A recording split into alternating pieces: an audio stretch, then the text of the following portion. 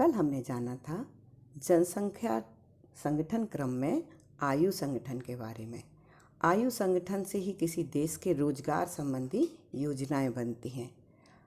मैं वीणा Jain, daily class में आपका स्वागत है और आज चर्चा करेंगे जनसंख्या संगठन के क्रम में ग्रामीण एवं नगरीय जनसंख्या के बारे में। आप मेरे इस लेक्चर का PDF चाहते हैं तो नीचे जाकर डाउनलोड कर सकते हैं। तो क्या होता है ग्रामीण एवं नगरीय संगठन और कैसे यह हमारे भारत देश या अन्य देशों की योजना बनाने में सहायक है? तो ग्रामीण और नगरीय विभाजन निवास स्थान, सामाजिक आजीविका और कार्य प्रणाली के आधार पर विभाजित होता है नगरीय और ग्रामीण संगठन का विभाजन। विश्व के धरातल पर विभिन्न प्रकार के लोग रहते हैं जिससे जनसंख्या का संगठन बनता है और संगठन में ग्रामीण और नगरीय संगठन का अपना महत्वपूर्ण स्थान होता है क्योंकि रोजगार संबंधी जो योजनाएं होती हैं वो इसी पे आधार पर बनती हैं। किसी देश की योजना की तैयारी में ग्रामीण और नगरीय संगठन बहुत ही महत्वपूर्ण होता है। तो जानेंगे कि ग्रामीण संगठन क्या है। तो प्राथमिक कार्यों में संलग्न गांव के निवास करने वाली जनसंख्या को ग्रामीण संगठन कहते हैं और द्वितीयक और तृतीयक कार्यों में संलग्न नगर की नगरीय जनसंख्या को नगरीय संगठन कहते हैं। तो प्राथमिक कार्य यानी कृषि आदि कार्यों वाली जनसंख्या गांव में निवास करती है, वह ग्रामीण जनसंख्या कहलाती है और द्वितीय एवं तृतीय निर्माण कार्य, विनिर्माण उद्योगों में, सेवा कार्यों में संलग्न जनसंख्या नगर में निवास करती है, उसे हम नगरीय जनसंख्या कहते हैं। ग्रामों में एवं नगरों में नगरीय जनसंख्या के बारे में थोड़ी सी रोचक जानकारी। आपको भूगोल से संबंधित कोई भी समस्या है तो नीचे कमेंट कर सकते हैं और मेरी इस वीडियो को विस्तृत रूप से चाहते हैं तो ऊपर आई बिंदु पर जाकर आप वीडियो डाउनलोड कर सकते हैं। विश्व में 1980 में 80% ग्रामीण जनसंख्या थी अगर हम मानचित्र को देखें और 1990 में 57% यानी बहुत कम हो गई ग्रामीण जनसंख्या। 2000 में 51% हो गई। तो देखें विश्व के मानचित्र पर एशिया और अफ्रीका में 60% ग्रामीण जनसंख्या है। ये पूछे जाते हैं प्रश्न।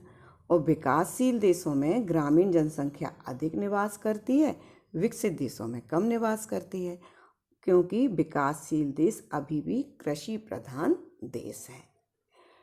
नगरीय जनसंख्या के बारे में जाने रोचक जानकारी। तो 1850 में विश्व में 40% नगरीय लोग थे। 1950 में यह जनसंख्या 30% हो गई और 1990 में 45% और 2000 में यह 49% यानी वृद्धि को प्राप्त हुई। नगरीय जनसंख्या कुल जनसंख्या के नगरीय जनसंख्या के अनुपात में बढ़ने की प्रक्रिया को हम नगरीकरण कहते हैं। आपसे पूछा जाएगा नगरीकरण किसे कहते हैं। और विकसित देशों में नगरीकरण अधिक हुआ है और नगरीकरण का औद्योगिकरण से घनिष्ठ सहसंबंध होता है। जहाँ औद्योगिकरण होता है वहाँ नगरीकरण होना आवश्यक है। विश्व के मानचित्र पर अगर अपन नज़र डालें तो देखेंगे किन देशों में जनसंख्या नगरीय जनसंख्या अधिक है और किन देशों में ग्रामीण जनसंख्या अधिक है। तो विश्व में कनाडा, फिनलैंड जैसे पश्चिमी यूरोपीय देशों में ग्रामीण और नगरीय लिंग अनुपात में अफ्रीकी और एशियाई देशों जैसे जिम्बाब्वे और नेपाल के ग्रामीण और नगरीय लिंग अनुपात विपरीत है। यानी कनाडा में और फिनलैंड में नगरीय लोग ज़्यादा रहते हैं और अफ्रीकी और एशियाई देशों में ग्रामीण लोग ज़्यादा रहते हैं। पश्चिमी देशों में ग्रामीण क्षेत्रों में स्त्रियों की अपेक्षा पुरुषों की संख्या अधिक है और एशियाई देशों जो भारत के नेपाल, पाकिस्तान, भारत में ग्रामीण क्षेत्रों में महिलाओं की संख्या अधिक है और पश्चिमी देशों में ग्रामीण क्षेत्रों में महिलाओं की संख्या कम है, पुरुषों की संख्या अधिक है क्योंकि पश्चिमी देशों में नगरीय क्षेत्रों में स्त्रियों की संख्या अधिक है और पुरुषों की तुलना में, क्योंकि पश्चिमी देशों में जो कृषि होती है ग्रामीण क्षेत्रों में वह मशीनीकृत है और वह पुरुष ही करते हैं।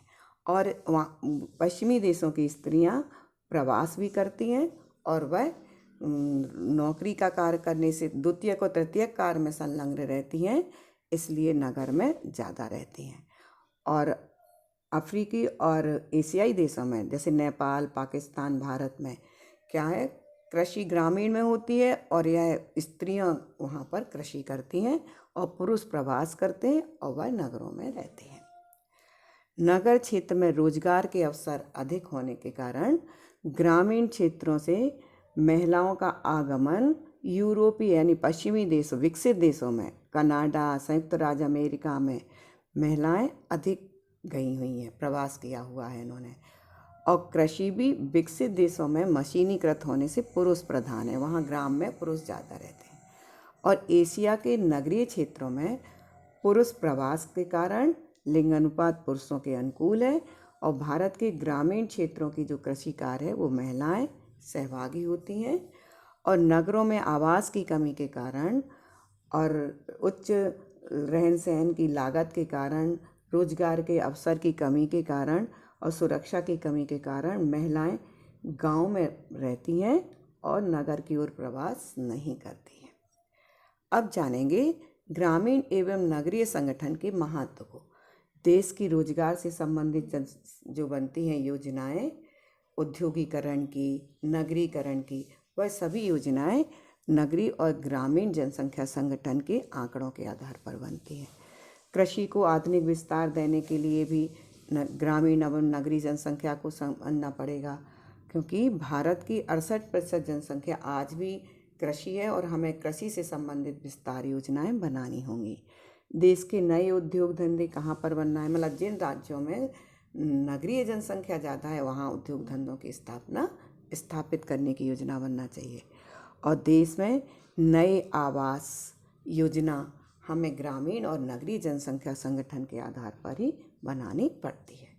अब जानेंगे हम महत्वपूर्ण प्रश्नों को कि इस संगठन से आपकी परीक्षा में कौन से प्रश्न आ सकते हैं। तो पहला प्रश्न है, ग्रामीण जन संगठन किसे कहते हैं। दूसरा प्रश्न है, नगरीय जन संगठन किसे कहते हैं। जो नगर में निवास करते हैं, द्वितीयक तृतीयक कार्य में संलग्न होते हैं, वह नगरीय संगठन है। और नगरीकरण क्या है। कुल जनसंख्या में नगरीय जनसंख्या की वृद्धि की प्रवृत्ति को नगरीकरण कहते हैं। और सबसे महत्वपूर्ण प्रश्न है जो कि बोर्ड की परीक्षा में और अन्य परीक्षाओं में पूछा जाता है, पीएससी की जो मेन परीक्षा होती है, वह है ग्रामीण और नगरीय संगठन के अंतर को लिखिए कि ग्राम में लोगों का किस प्रकार रहते हैं, क्या कार्य करते हैं, और नगर में किस प्रकार रहते हैं और किन कार्यों में संलग्न होते हैं। और विश्व की ग्रामीण एवं नगरीय वितरण को बताइए, यानी विकसित देशों में नगरीकरण अधिक हुआ है और विकासशील देशों में आज भी ग्रामीणकरण है। ये बात को हमें मानचित्र पर बताना है। और सबसे महत्वपूर्ण प्रश्न है, ग्रामीण और नगरी में आप किसे पसंद करोगे, अपने विचारों को लिखिए। इस प्रकार आपने संगठन के अंतर्गत नगरीय और ग्रामीण संगठन को समझा और कौन सी योजनाएं बन सकती हैं इससे उसको जाना। और इसी क्रम में आगे क्लास चलेगी और आप मेरा विस्तार का PDF चाहते हैं, इसका वीडियो, तो आप आई बिंदु पर जाकर उसे वीडियो डाउनलोड करके देख सकते हैं। और इसका PDF चाहते हैं तो आप नीचे डाउनलोड करके देख सकते हैं। और आप अगर कोई भी समस्या है तो कमेंट कर लिख सकते हैं। धन्यवाद।